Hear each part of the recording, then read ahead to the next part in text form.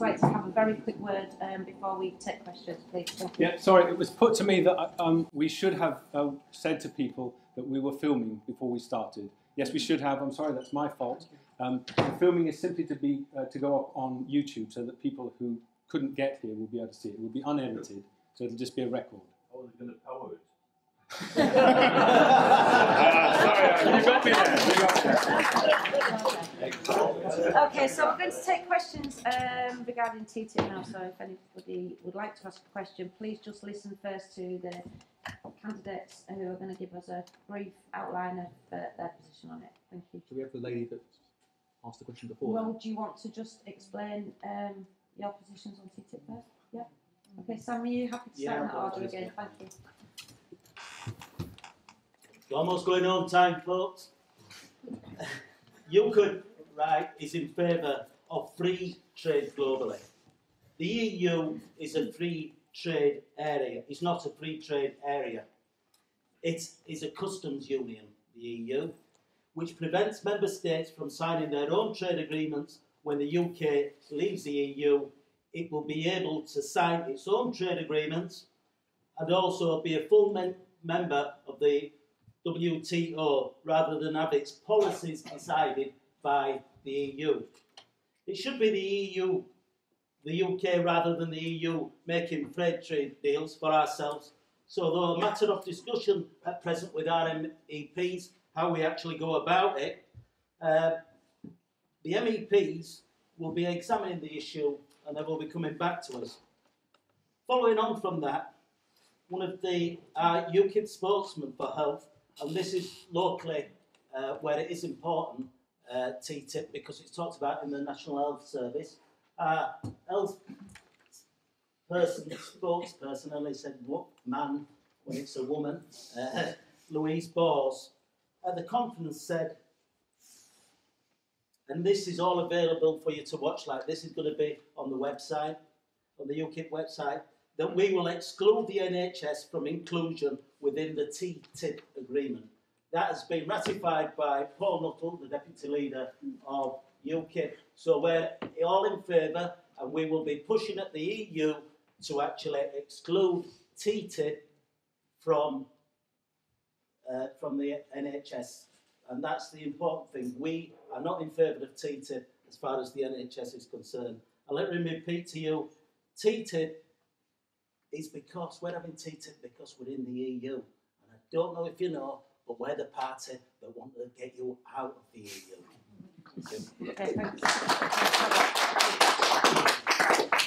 Well, I don't want to disappoint Sam, but you know the TTIP negotiations between the two world's largest trading blocs in the world, the EU and the United States. And if the UK were not in the European Union, it would not be at the table negotiating those. But of course, UKIP do want access to the single market, so whatever is agreed within the TTIP, they will have to comply with, because they will want to have access to that market. I'd rather be a participant than a spectator. I know the EU are fighting a very tough battle in order to get this very important trade deal, because you know, more trade means more jobs, it means getting rid of tariffs, it means jobs for British people, and of course jobs for American people. And we've seen what, in the history, what protectionism does. It destroys jobs and destroys prosperity. We're a long way from concluding the TTIP negotiations. My colleague in the European Parliament, Syed Kamal, has a very interesting article on the Huffington Post website debunking some of the myths. It's not about opening the health service up to competition. In fact, the Commission themselves have made it quite clear that's the case. It's not about forcing people to eat hormone-treated beef or genetically modified food. It's made it quite clear that the EU would not agree to that. It's about free trade. It's about creating prosperity and jobs. We're a long way, I think probably at least 2 years away from getting an agreement. The negotiations are actually, negotiators are reporting regularly to the European Parliament, and it will be up to the European Parliament to give their view on whatever decision is reached at the end of the day, and to the Council of Ministers in each member state. So, you know, this is an area where there's an awful lot of myths flying around, some of it driven by anti-Americanism, some of it driven by, I think, just the wish to start a campaign that people can join. But I am very much agree with the Prime Minister that the TTIP negotiations are worth pursuing, that free trade within the world, free trade between the UK and Europe, free trade between Europe and America is something that is very important that we get to create jobs and prosperity for us all. Thank you.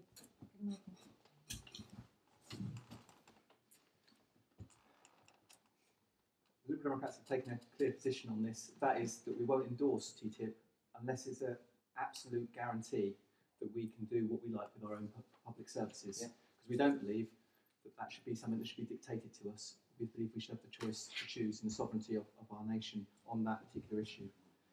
We also believe that TTIP is one of those things where it's a good idea in principle, but the devil is in the detail, and we are still not knowing all the details, so it's a bit early to say where we are on this, but we agree with it in principle, because it's a good idea, if we can get all the detail to work. There is negotiations going on, some of it is in private, and some of it is in public. A lot of it has been put on the website, so you can all see it for yourself and see what we've agreed. We've been very clear that we want more transparency and want to be open about things and make sure that people have a choice, because we don't believe that things should be done like this in private. We believe that there should be open government. We're also very much keen that there should be a clear and explicit statement of protection for the NHS specifically, and also that if there is disputes, that there should be a tribunal service with a judge-led, able to do evidence-based decision-making about what is right, and also that nothing is done behind closed doors on that, that things are open so people can see that justice is done. We also want it to be such that there isn't any protection that people can hide behind for loss of profits, so that their profits cannot be claimed back because they are having to work at a higher standard than they're used to, because another country has got higher standards for particular products like, you know, beef. Yeah. And Liberal Democrats are working in government to make it a better deal, because we believe that one of the things the British have got a genius for is compromise. The problem with compromise is no one gets quite what they want, but the beauty of compromise is it's a lot better than going to war or having some sort of industrial strife or problems. It's better if we come up with a least worst solution. And often that is, unfortunately, the reality of politics, which upsets people when some people's expectations are not met. But Liberal Democrats are going to be at the table getting the best deal we can. Thank you.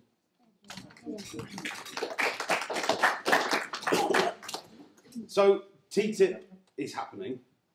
This is not a debate about should we or shouldn't we.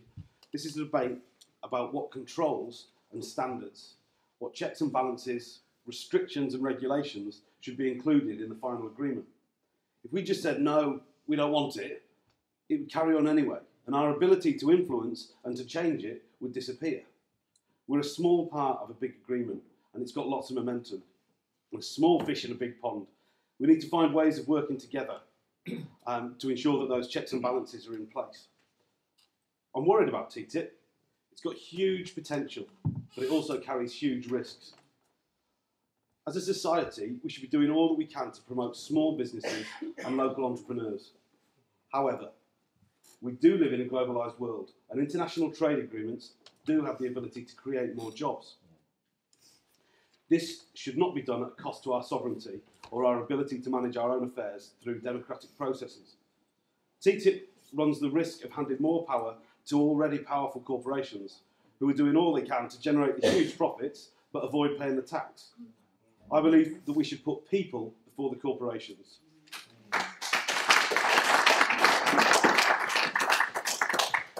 This week, so Labour belongs to a group in the European Parliament, and this week our group president set out our red lines, and I couldn't agree with them more. That's no lowering of standards on consumer safety, no lowering of standards on hard fought for workers' rights, no hormone-treated beef on our plates, no genetically modified organisms, no meat cleansed by chlorine, and importantly, no investor-state dispute settlement. These are our red lines. If they're not dealt with, our group won't support TTIP. There's 4 other things that I'm concerned about with it. The process, the fact it's been, so far it's been held in secret, and as yet, there's no common text. There's nothing that we can look at. So, you know, these stories about, oh, what's in and what's out, we don't know. There's no public common text at the moment. Public services, which has been mentioned, it could encourage the commercialisation of public services. I believe, and Labour believes that public services should be more and not less integrated, which is why we're pushing for the NHS to be exempt from the agreement. Trade Minister Lord Livingston said in September that the UK negotiation team would not be pushing for the exclusion of the NHS in TTIP. I think we do need to be pushing for it. Standards. When we look at a product and we see the CE mark, we know that that's safe. We know that the products are safe, and we don't want to risk that by opening up products from other places coming in that have lower standards. Same with workers' rights. We have an opportunity with TTIP to be increasing safety standards and increasing workers' rights across America.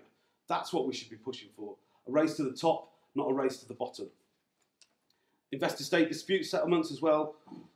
38 Degrees and Avaz have ran an amazing campaign. I'm sure many of you here have engaged with that. Over 149,000 people responded across Europe. 52,000, over a third, from the UK. And as a result of that, it's been taken off the table. It's not being negotiated on at the moment. The European Commission have suspended it. It will be looked at in the summer.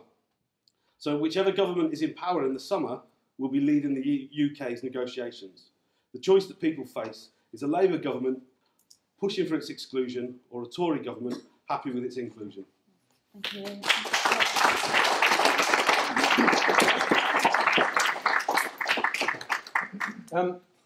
I have to say, I think all the major parties are so far behind the curve that everything they've said is worthless. The idea that Labour and the Tories agree on, which is that it's going to bring all kinds of benefits, increased trade, you'll get more money, you'll get more jobs, you'll earn more, are all based on a study several years ago that was commissioned by the European Union, so it wasn't exactly independent.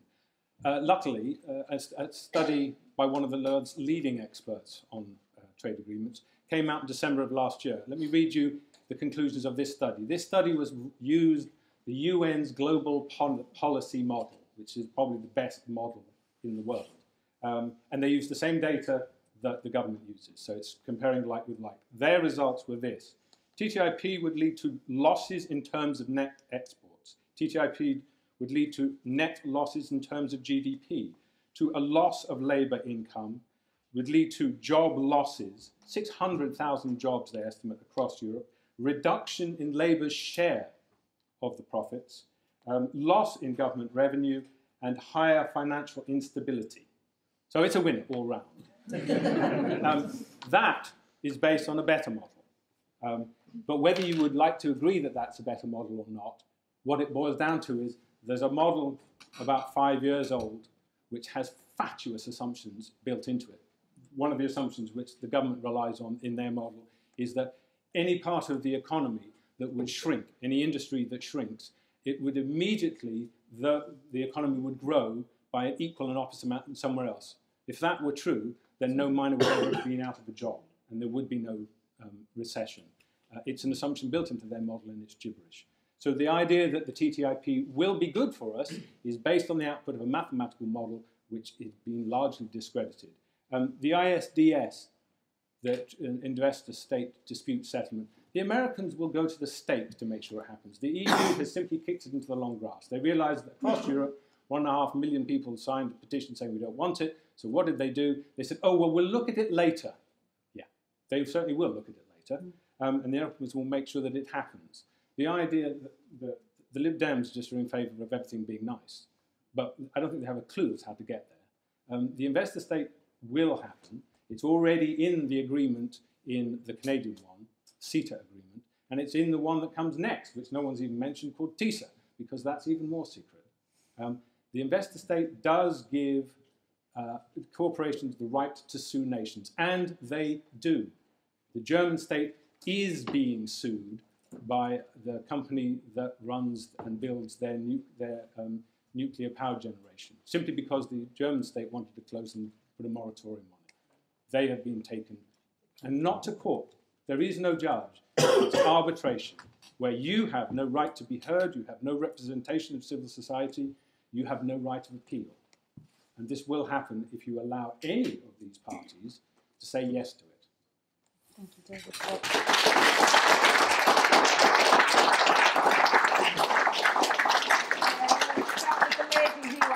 off in the first half, so thank you. Would you mind repeating your question? Thank you. In the interest of expediency, I'm not going to say everything I did earlier. The long and the short of it is we need to protect our public services. We already heard in the discussion about energy before the break, through privatisation, how we lost control of our energy supplies. We can't afford that to happen with our public services. They're there for a reason. What is all the parties' views on that position, and how do they aim to ensure that there isn't further erosion of our public services? Okay, thank you. Ian, would you like to start on that? Yeah, I can do. We need to make sure that we're protecting our public services from privatisation, and that I think that's one of our Labour Party's main standing points on TTIP. The fact that the NHS could be opened up, and that we could get large healthcare giants from America coming in and running those services for a profit, taking the profit out and doing what they want with it. For me, just sits completely wrong. I think it's not just that though, but it's all of the public services. Through the investor-state dispute settlement as well, we risk being sued for loss of future profits if we want to renationalise an industry, and I think that's shocking. And we need to just. I think that's one of the reasons that our group in the EU have sort of said TTIP, as far as we're concerned, won't go ahead. We won't ratify it in the European Parliament if it includes investor-state dispute settlements. So I'm pleased to be able to support that. Robert, would you like to answer the question? Yeah, could I just once and for all debunk this myth that this is all about the health service being privatised? The fact of the matter is this is no threat to public services. I have a letter here from Cecilia Malmström, who's one of the European Commissioners, making it quite clear in a letter to Lord Livingston that member states do not have to open public health services to competition from private providers, nor do they have to outsource services to private providers. Indeed, the US, I think, will agree to this very quickly, because they don't want their public services to be under competition from other people. For example, they've just signed a free trade agreement with Korea, and the US excluded all public education and public health services from its trade deal, such as the one signed with Korea. So it's not as if the Americans are pushing for this. The Americans are as concerned to protect their public services as we are to protect ours. So that's a myth, and people who peddle that are doing it merely to frighten people into thinking there's some dreadful thing that's going to suddenly undermine the health service, undermine our education. That is not a threat to that, and it's clear from the Commission, it's clear from the from ministers in the UK who've had assurances, and it's clear from other agreements that have been concluded which actually do specifically exclude them, because it's a two-way passage, and the Americans don't want our health companies or our education companies coming in and taking over the type of services that they provide. So it's a complete myth, and I just wish people would stop going on about it, because everybody is absolutely clear that this sort of thing will not be included in the TTIP. Simple as that. It's not clear, and I think one of the reasons is that the US states, the actual individual states, are excluded from the deal. And in America, a lot of the procurement goes on at a state level, so they're not included in the deal. It's a deal with the federal government, not the individual states. So the way I see it, the way I look at it, it's a completely unbalanced situation that's going to open up our markets, but we're not going to be able to have the access to the American markets in exactly the same way. I don't know who's misleading you, but it's absolutely incorrect. And you're not doing people any favours in peddling this myth and frightening people unnecessarily. I know for political reasons it might work, but it is not the case. It's as simple as that, and it never will be the case. I don't want to be frightening people unnecessarily. I think people can go ahead and do the research themselves, when they get home tonight, and they'll be able to see that. Okay, David, you like to Well, actually, I have done the research. It's true that it does not say anywhere in the TTIP agreement, or any of the drafts that I've seen, that you have to privatise. That is absolutely true.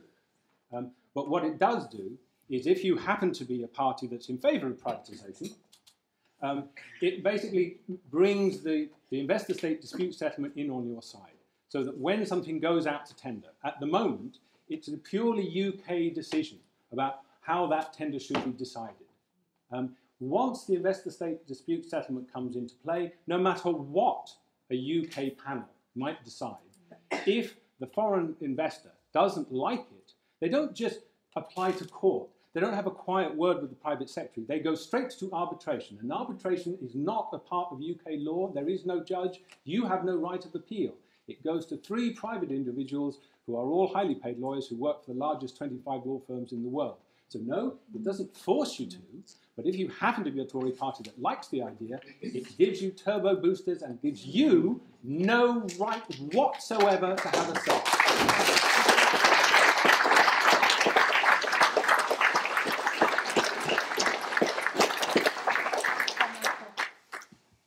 I think the Liberal Democrats have been quite clear in terms of ISDS, which we've been talking about here, that we'd only support it if we could have the ability to have tribunals run by judges, and that there'd be a right of appeal, and that there would be open process where we could see what was happening, and where loss of profits would not be included. And we've been quite clear that that is our position on that. And in terms of public services, as a governor of a local hospital trust and as someone who's worked in the NHS before in other capacities and got friends in probation, which I believe you're from, I'm all in favour of making sure that we've got whatever services, whichever ideology people have made the system, I'm about actually putting people who receive it at the heart of it to make it safe, because it's got to be about safety. Okay, thank you. Sam. Thank you. I think the only thing that is definitely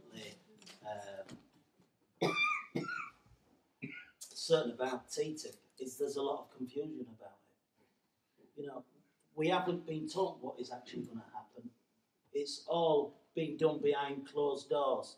And we, the general public, that are going to be most affected by it, should be told what is going to happen. We should know what is going to happen to our services. I like what Ian said, because it went on about renationalising gas, electricity and water. You know what I mean? We could get some control back then.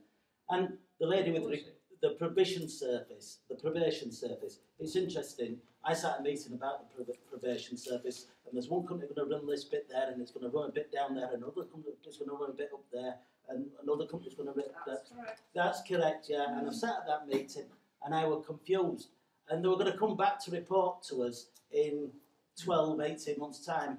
And the view was, what could they tell us? They couldn't tell us anything, because it's just going to happen, and the people on the street don't really know what's going to happen. There we have a lot of people that really we ought to be keeping an eye on, not the probation officers, the people that they are dealing with, and we do not know what is going to happen. We are living in hope, and that's the problem. We've got to hope they get it right. We've got to hope they get the TTIP agreements right. Let's tell us, let's educate us, tell the general public what is happening there instead of hiding it away where nobody knows. So I appreciate your comments. I know about what you're saying, and it is, you're living in hope. And we'll be hoping as councillors in 12 months' time with the probation service that they've got it right. And if they haven't got it right, we've got problems. Thank you, Sam.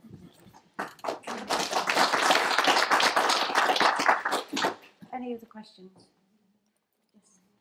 Well, there are examples in several countries around the world where countries are already being sued for various things. In Australia, the government are being sued for making cigarette packets less saleable to youngsters to improve the health of the country, and yet the tobacco companies are suing Australia for losing their profits.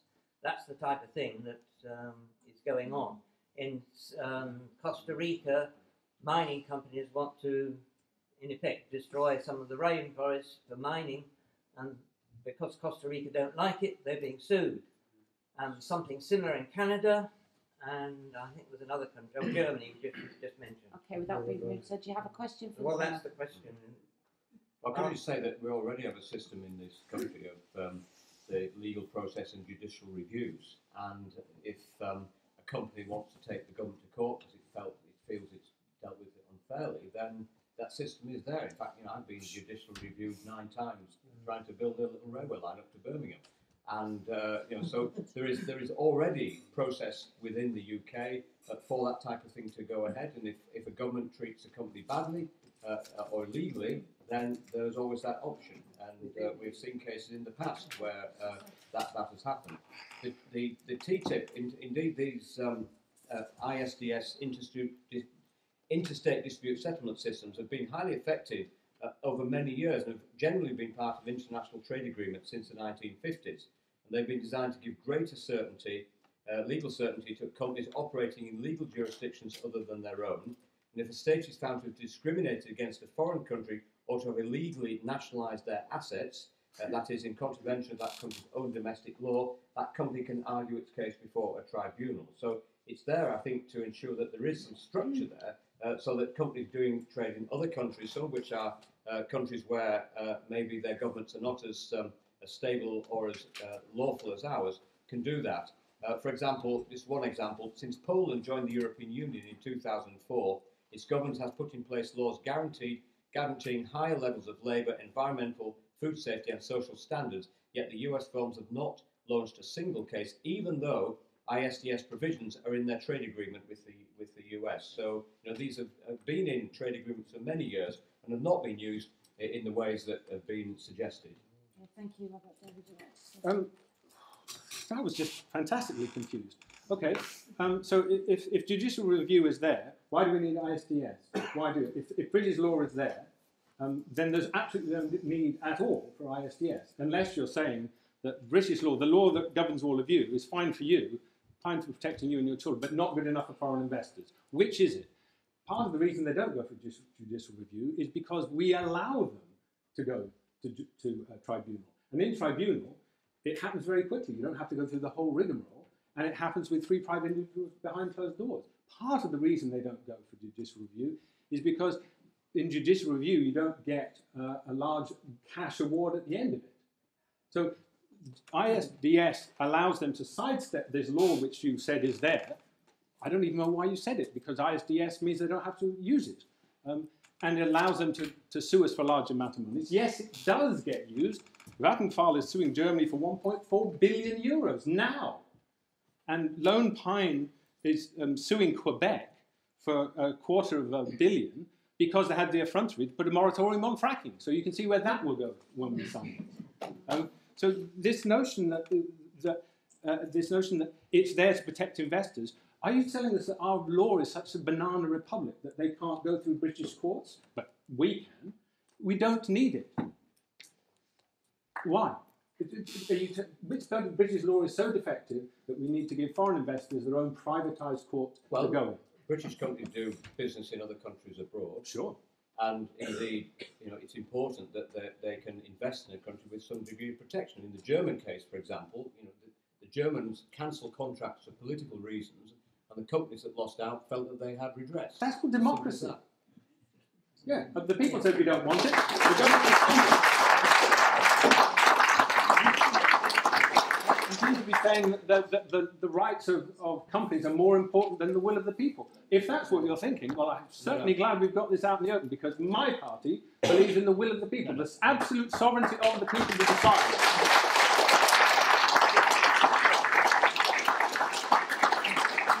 I'm misrepresenting what I'm saying. I'm saying there is no reason at all why a democratically elected government cannot, for example, cancel a contract for a new fleet of trains. However, if that company has signed a contract to supply those trains, there should be some legal redress for that political decision. Now, if it was made because the trains were defective and not fit for purpose, fine.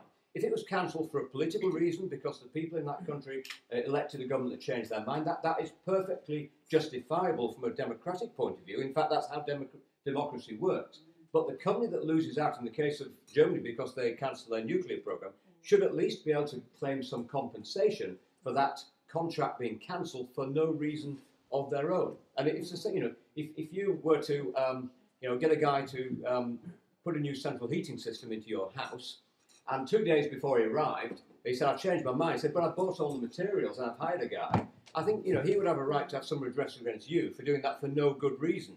If you said, actually, I've looked at your qualifications, you're not qualified to do it, or I've looked at the materials you're going to supply and they're defective, that'd be a different matter altogether. But the redress is there in the case of Germany because that was made for a political decision, a democratic decision, which, yes, they made, but the people that lost out because of that should have recourse to make sure they get the compensation. And the German people who made that decision have a responsibility to ensure that the people who lost out do not lose out financially because of that. Okay, thank you. Yeah, I'd just like to reiterate our position, which would be that we want it to be open and judge-led, so that if there is a dispute, everyone can see what the judgment is, and everyone can see what it is. There's case law built up, and therefore it's easier to see what a judge would say because it's not done in private. Everything being open, and then you can base things on case law, base things on the rule of law, because I think that's the way international treaties work. I think that's the way that we work at the moment. And I just think we need to be moderate, reasonable, and sensible about this. Okay, thank you. Sorry, Just do you want to just- very briefly? Okay, just quickly on that, I think we do need, the UK negotiation team does need to go further on it. I think we do need to make sure that we're protecting any costs incurred from investors. But what we're talking about here with ISDS is potentially suing for the loss of future profits. That's not about getting money back for costs incurred. So I think we need to just bear that in mind as well.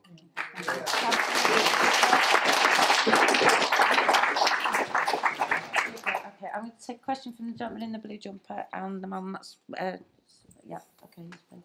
Okay, but I was referring to what was said about the trade agreement would result in wages going down, according to the UN model. Yeah. And that's also backed up by the experience of what happened when they brought in NAFTA.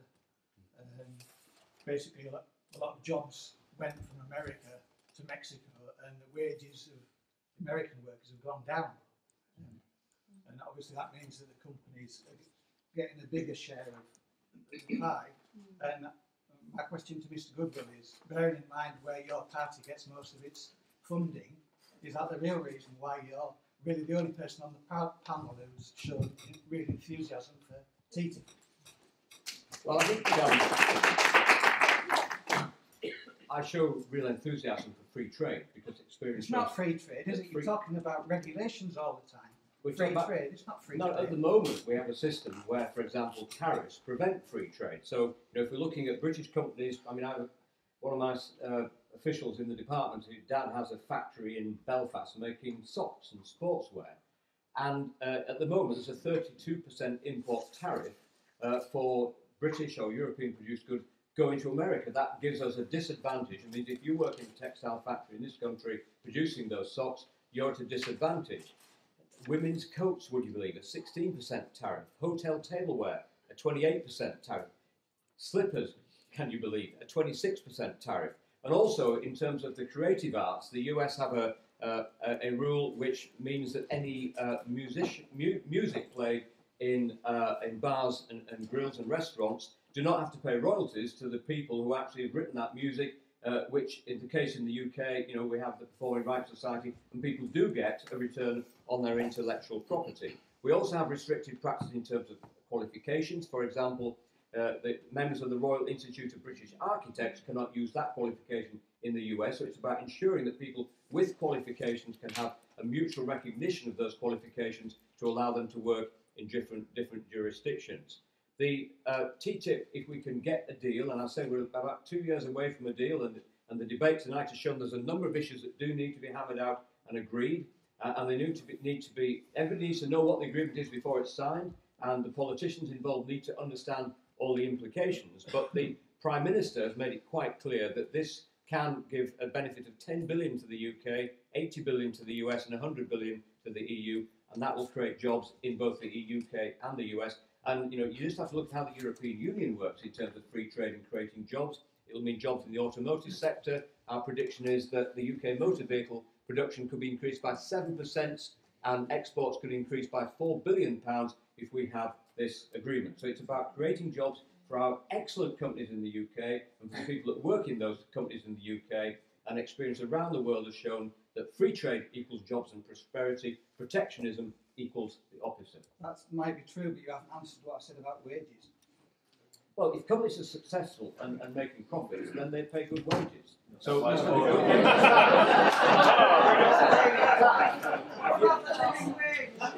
go to the guys working at Jaguar Land Rover who are making good money, their order books are full. Go talk to the guys at Plaxton's, they can't get enough overtime at the moment. Their offshore bank accounts. Talk to Transit, they've gone to Turkey. haven't they? Yeah, So transit. recently they've sent But- Ford Transit to Turkey. But 24%, 25% They're of not the even in the engines EU. that Ford use globally are produced here in the UK. We're in an era of international trade, and we must specialise in what we're good at. We're good at producing vehicles. For the first time in many years, we're a net exporter of cars again. That's because we produce good cars. We have people working in those factories making good money. Unemployment in this country is at record highs. We've created 3,000 jobs on every day since the election, and that's because, at long last, we are producing goods and services in the UK that people around the world want to buy. And having free trade means that they can buy those products. Protectionism means that they won't buy those products because barriers are put to that trade. Now, if we think we're in a country where we can continue to produce the very best, where our intellectual property is good, where our engineering products are good, where our computing and services are good, then we need free trade to ensure that those services can be marketed globally. If we think that we're, back in the 1960s and 70s with cars that nobody wants to buy, yes, let's put up the drawbridges, because otherwise the Germans will be selling cars onto our market and we'll have an ever declining market. So we have good products, we have a very skilled workforce, we need to do more, but free trade is the way to spread that prosperity to every corner of this country. We've already made a good start on that over the last 5 years, and we need to do more over the next 5. Okay, thank you, David. Do you want to answer that? Yeah, hallelujah. I felt I was in some kind of a Christian revival movement there for a minute. Free trade will save you, folks. Yes, right. The EU, you went on and on and on about how it's all to do with bringing down trade barriers. The EU itself, in its most recent, I hope you've read it, in its most recent publication said 80% of the benefits of the TTIP will not come from lowering those trade barriers. They will come from non-tariff barriers. Non-tariff barriers are regulations and standards. That's the EU saying that, not me. So I don't know if you didn't read it, or maybe you should ask Lord Livingston, but I don't think he's read it either. It's not about reducing trade barriers and making sure that it's not back in the 1970s. It's nothing to do with that. 80% of the potential benefit which they're arguing about is to come from standards and regulations, i.e. lowering them. And they're now saying, oh, no, we won't be lowering the standards. The Americans will have their standards and we will have ours and everything will just carry on. No standards are going to be changed. Well, hang on a second. If nothing's going to be changed, why do we need the TTIP? So that is just the worst kind of condescending cant which makes my blood boil. Okay, thank you, David. Just very quickly on that, on the question itself. Jude Curtin-Darling, our Labour MEP, who's leading Labour's position on this in Europe, has insisted that TTIP will need to promote labour rights in the US. The alternative is that it's going to harm workers in the EU. So I think this is we've got an opportunity through this deal to benefit those the people working over in the States. And I think that's something good.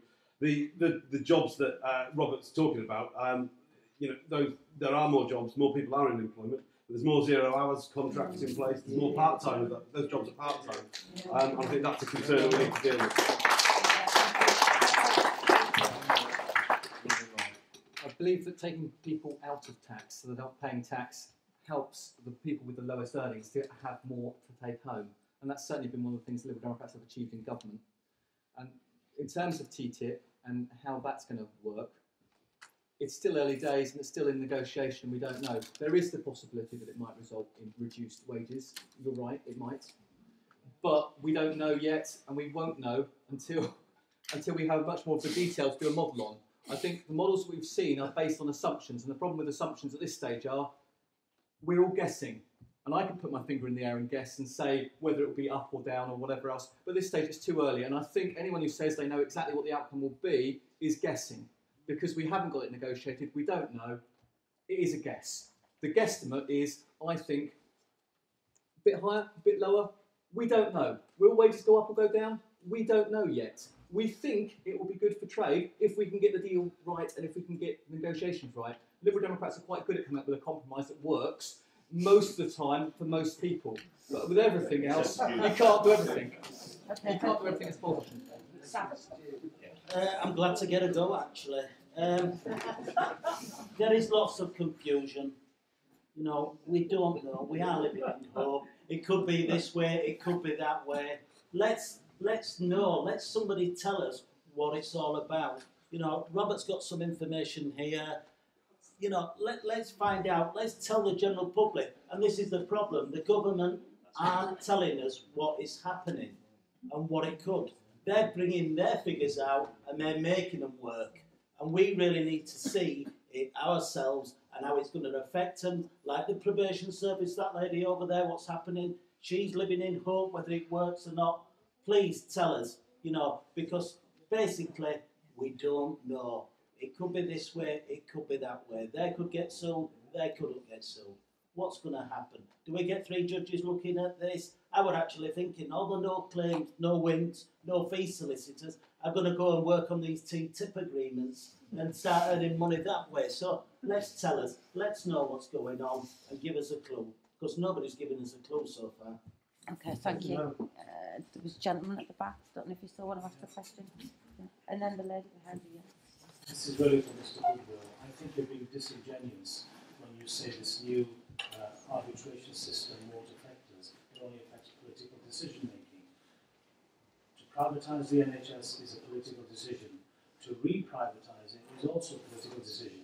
So if you privatise it and then somebody else chooses we want to nationalise it, that will make it subject to that kind of money.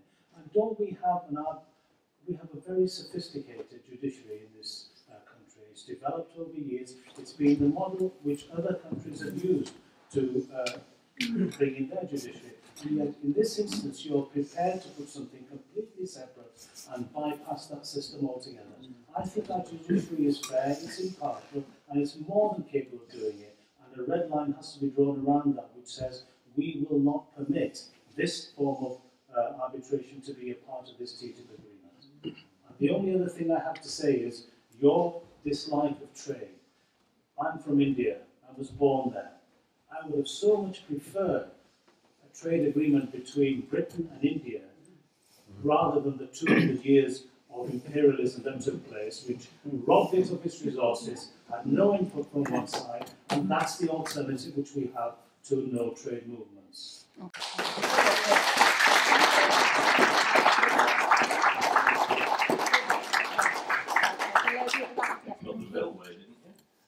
Okay, the lady at the back, thank you. Hi, again, this is addressed to Mr. Goodwill. There's been over 1 million signatures from ABAS and 38 degrees. Would you call 1 million people naive in relationship to their real fears about TTIP?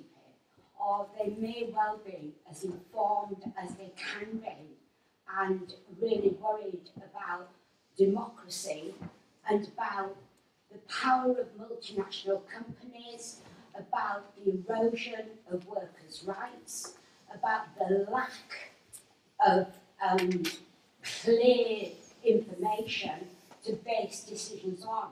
And I will say to you, I think there will be much, much more than 1 million people in 6 months' time. Okay.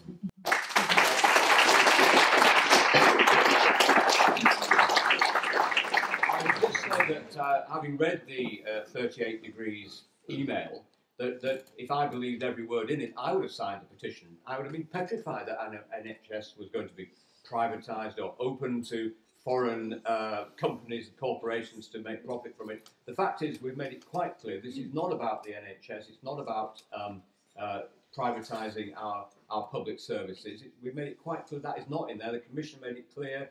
The Parliament have received 11 updates so far as to how the negotiations are progressing, and there is no suggestion that this would happen. There could well, of course, be advantages to the NHS, particularly, for example, in the case of pharmaceuticals, because at the moment we have regulatory duplication where drugs are licensed in the UK or in the EU and also licensed in the US.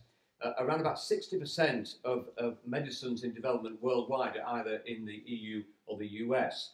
And many believe it would make a lot of sense if we could have common standards for those drugs to be licensed. So we don't get the situation that people write to me and say, why is it that I read on the internet somebody in America is receiving this drug for their cancer, but we can't receive it here in the UK? So if we could have more common approach to, for example, the licensing of drugs, the licensing of some medical equipment, that would mean actually that we'd have free trade in products that were to everybody's benefit. At the moment, we have duplication of systems, which means I get letters from people saying, why can't I have this cancer drug because it's licensed in the US, it's not licensed here. I think if we'd work together more in that sort of area, that's what free trade is about, and that's about making sure that people can enjoy the products, the pharmaceuticals, whatever else they might want to buy on a more free basis. That's what free trade's about, and certainly that if we can do free trade with India, better still. Indeed, you know, I've got an Indian car, it's made in Coventry by British people, but the company that owns it's Indian. That's great, that's what free trade's about.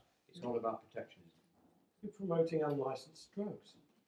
No. Our standards are far higher than America.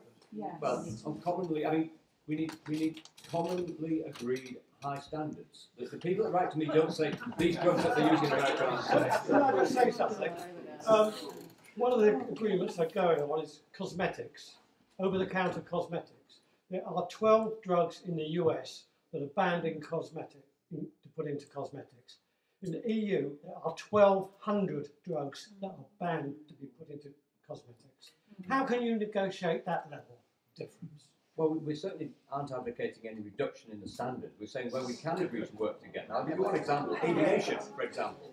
You know, there are two major aircraft manufacturers in the world, Boeing and Airbus, and we have a situation that they manufacture to common standards. So if you, British Airways, decide to buy a Boeing, you know, they don't need to get that plane separately certified because we have commonly agreed standards on noise, we have commonly agreed standards on safety, commonly agreed standards on emissions. And you know, if we can come to an agreement either within the EU or within the EU and the Americans as well, I think that is a good way to move forward. And that's what is central to TTIP. It's having areas that we can work together, areas that we can reduce those tariffs, areas that we can actually increase the opportunities for people to get jobs in this country and around Europe. Okay, thanks. Does anybody else on the panel want to answer anything? No. Shall we move on to the next question? Yeah, okay. Next question, please. Somebody had the hand. Let's see. No? Yeah, sorry. I'll try to be brief with this one. But it's interesting that Mr. Goodwill... sorry, would you mind just standing up yeah, so sure. everybody can see you? It's interesting that you mentioned the 1970s when Ted Heath began the experiment of deregulating financial powers and getting rid of regulation. And in an era where we're paying £24,000 per household to buy private debt from banks, I find it completely insane that we're talking about giving more power to companies that clearly are not creating the financial stability which is touted as happening every single time we hear from a Conservative. That, you know, and interestingly, I'm sorry to bring Sam on this as well, because what you've been saying sounds brilliant and socialist in many respects, but your party said that eco-nuts who dislike fracking are basically stopping us from getting this great opportunity. So, and your party said that you're also interested in TTIP, you said there's no other option, is the quote. So, you know, and I'm interested in why many of the parties don't seem to have this understanding that we've actually been in a 40-year experiment of effectively deregulating the financial markets and deregulating financial power. And this has eroded our quality of life, it's annihilated our industries, it's made my whole generation fall into a bloody black hole. You know, and 3,000 of those jobs that you talk about being generated every day, a lot of them are from self-employed people who simply can't get a job. And they're still living off working tax credits. So there's not a real job there, you know. So what I want to ask Mr. Gibbon in the most truthful way possible is, when is the Conservative Party going to abandon this notion that the free market works and provides stability? When will that experiment end?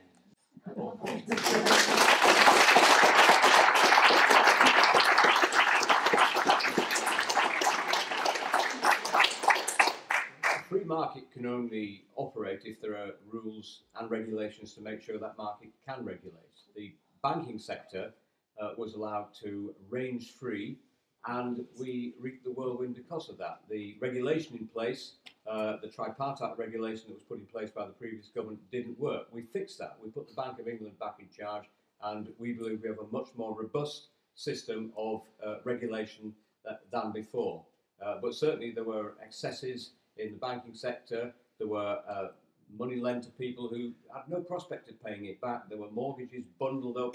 There were people treating the City of London like some sort of casino as they were buying various derivatives. I think, you know, people in the sector have learnt their lesson. We put the regulation in there. And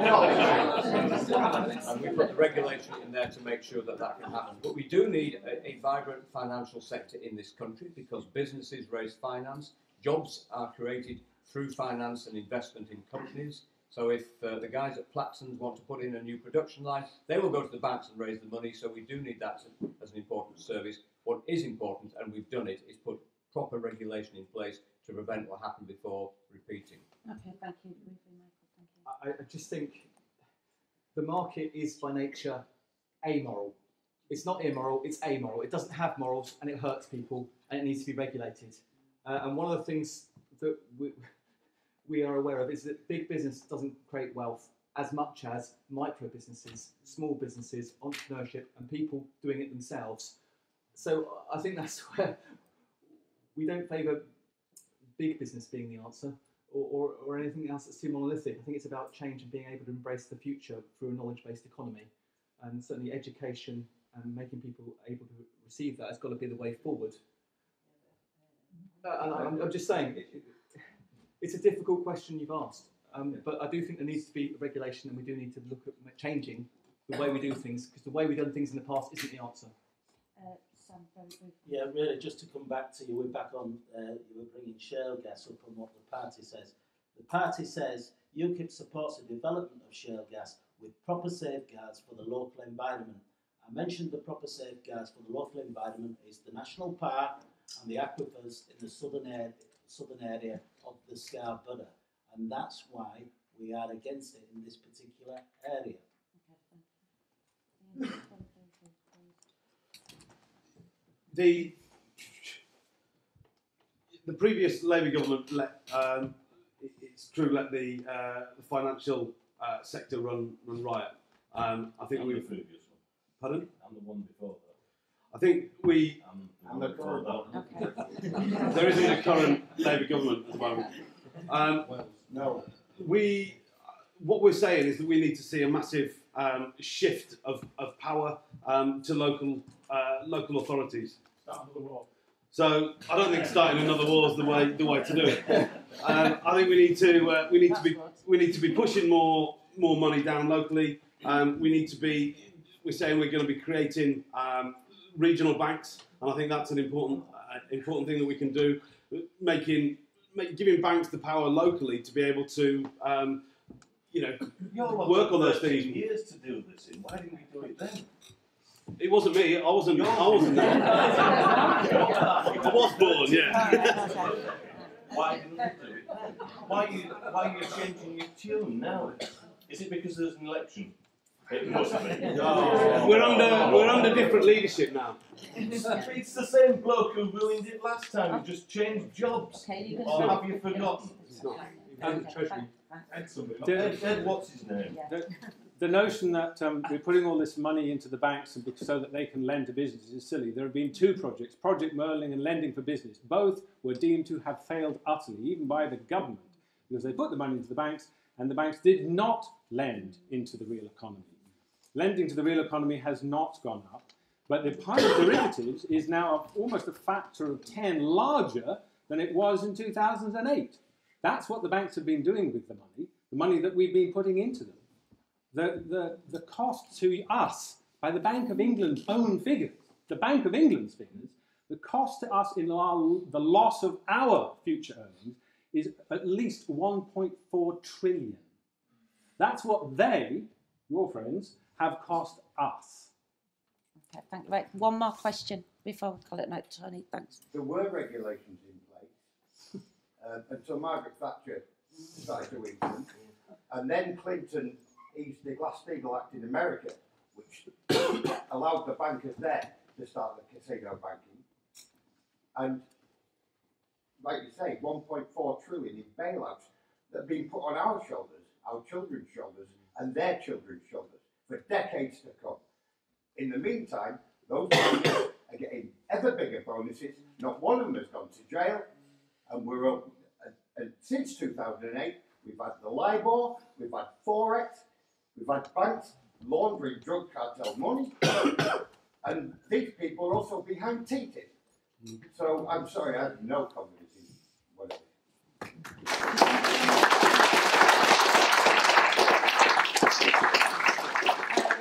Thank you very much for this evening. I'm afraid that we have run out of time, and I personally have enjoyed my first ever experience.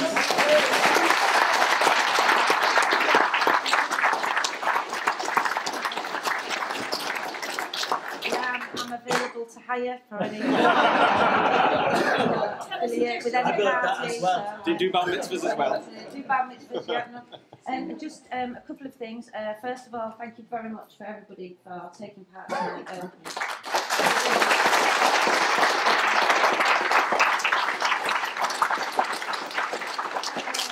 I really do think that these sort of debates are very important. I personally would like to get more 18-year-olds involved in, especially now, ready for the election. And if anybody has any ideas of how we could maybe arrange a wider debate that would encourage younger voters to come along, first-time voters would be brilliant. That's just my agenda. I don't know if anybody on the panel would be interested in doing something like that. Yeah, certainly.